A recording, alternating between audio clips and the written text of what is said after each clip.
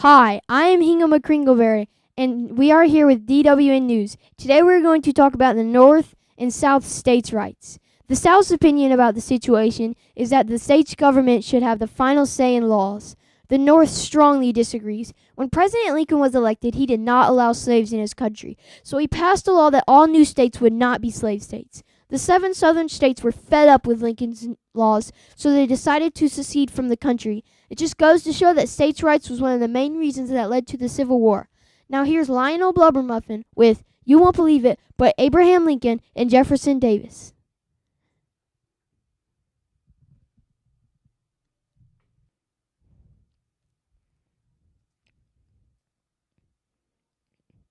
Hello, I'm Lionel Blubbermuffin, and I am here to discuss the great conflict between Abraham Lincoln and Jefferson Davis. The main reason these two are against each other is because all of states' rights. The South wants slaves to do work like plant crops and pick cotton for farms and plantations. On the other hand, the North has factories and mechanical items that helps with making things. Now let's interview Jefferson Davis. Hello, Mr. Davis. I have a question for you. What is it? What is your point of view on the slave issue? I think slaves are very helpful because they help us on our plantation. Everyone must understand that slavery existed before the creation of the Union. It had derived from the Constitution that recognition which it would not have enjoyed without the Confederation. If the states had not united together, there would have been no obligation and adjoining states to regard any species of properties unknown to themselves. Thank you, Mr. Davis, for sharing your thoughts. Now let's hear from President Lincoln.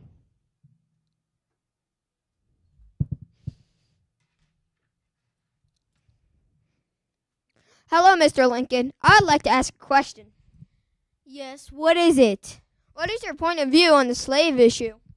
I have no purpose to interfere with the institution of slavery in the states where it already exists. However, I think people should not use slaves. It is not fair to treat any man, regardless of skin color, as a possession.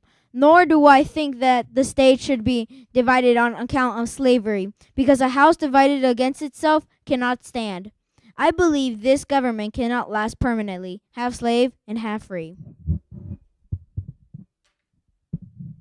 Thank you, Mr. Lincoln. There you have it.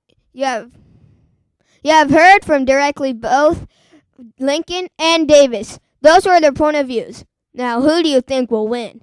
Now, here's John Picklebarrel with breaking news from Fort Sumter.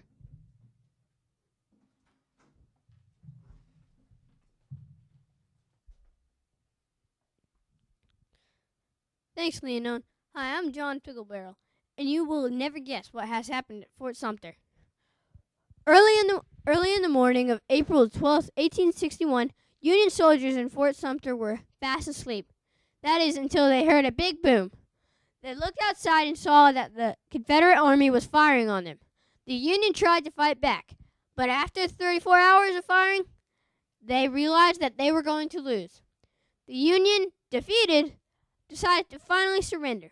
The Confederates then removed the Union flag and raised the Confederate States of American flag over the fort. Now here's Bob McChelbler to tell you about the newest reading sensation. Bob?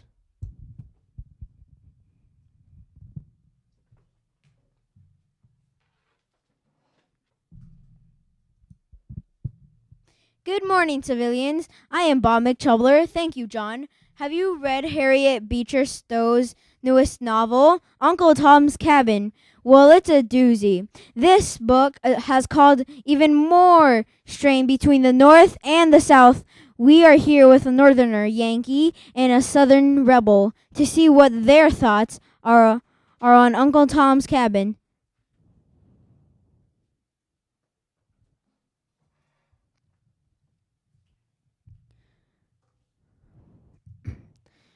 Sir, what is your thoughts on Uncle Tom's Cabin?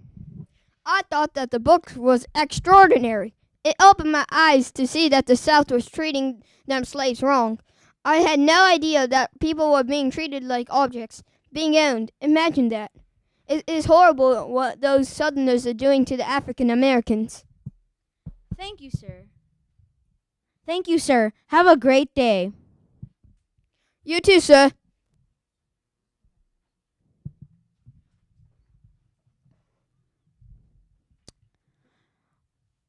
Well, that was the northerner. Let us see if the southerner feels the same way. Good day, sir. What are your thoughts on Uncle Tom's Cabin? Oh, that old thing. My personal thoughts are that the pictures were fake.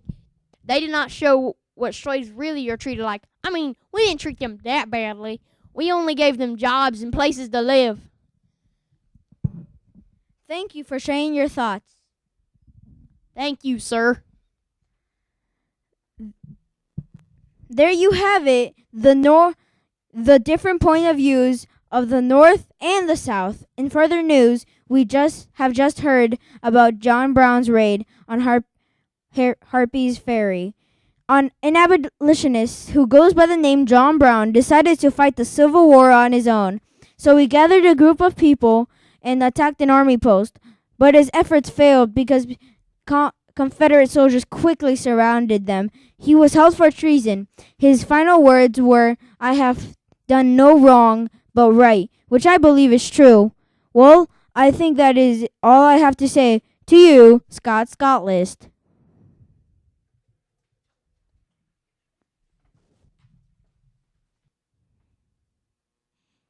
Hi, this is Scott Scottless bringing you breaking news about Atlanta's campaign and Sherman's march to sea.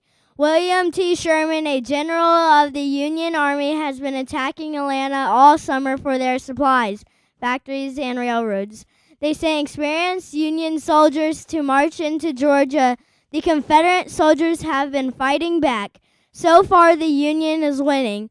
The Confederates have been using all their resources and defenses. Sherman's army finally captured Atlanta this September. Abraham Lincoln has just brought us the news yesterday for his re-election. Sherman and his men are not done with Georgia. They have marched from Atlanta to Savannah. We have been told that they destroyed everything the Southerners would need for war. Sherman and his men stole food, killed animals, and wrecked railroads and factories. The South is getting weak, and they will have to surrender soon if they want to live. Sherman's march to sea has been a great success for the Union. Now back to you, John Picklebarrel.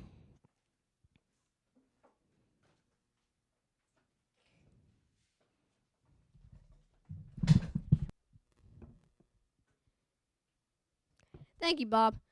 In 1853, General Lee moved his troops to the city of Gettysburg. He knew the Union was there, so he launched an attack using 14,000 troops. But the Union countered the attack with rifles and cannons. The Union would end up winning the battle. After the battle, President Lincoln gave a speech known as the Gettysburg Address, honoring the soldiers that fought and died during the battle. The battle, as well as his speech, is still remembered today. Now on to Hingle McCringleberry.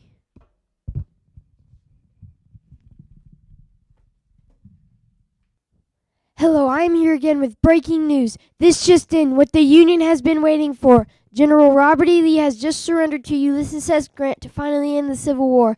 Less than 5 minutes ago at the Appomattox Courthouse, Lee gave up. He just could not take seeing thousands of Confederate soldiers dying anymore. This has been a phenomenal victory for Abraham Lincoln and the Union soldiers. Robert E. Lee is thankful that the Union has not punished them. The country is reunited once again. That is it, folks. I am Hingle McCringleberry signing out with DWN News. And remember, we got news for yous.